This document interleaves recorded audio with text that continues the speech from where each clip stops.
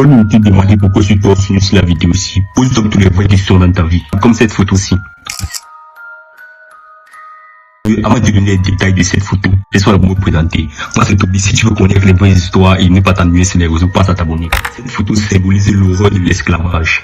Le gars qui est blessé, qui a toutes les cicatrices sur la photo, comme si c'était Jésus qui sortait de la crucifixion, s'appelle Gordon, un ancien esclave qui avait réussi à s'échapper d'une plantation. Il a échappé d'une plantation en Louisiane en mars 1903.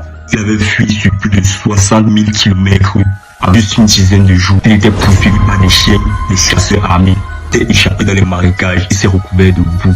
Il est resté là-bas pendant plus de 6 mois. Il a enfin pu se réfugier dans un camp militaire dans Louisiane.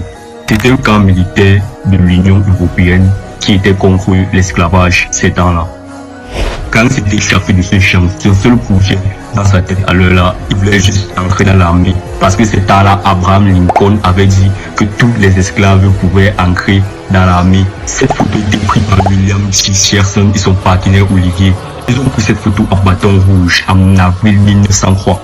Toutes ces cicatrices sont une preuve visuelle de tout ce que les esclaves enduraient ces temps-là. Les esclaves noirs, comme toi et moi.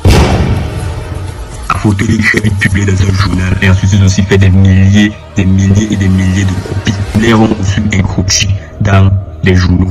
Tous ces journaux ont été partagés par des milliers et des milliers de personnes qui étaient contre l'esclavage de ces temps-là, notamment les Américains et les Russes. Bref, j'ai fait mes recherches et on ne sait malheureusement rien d'autre sur l'histoire de Gordon. D'autres personnes comme Frédéric Douglass ont quand même pu nous partager ces informations pour traverser des siècles et des générations.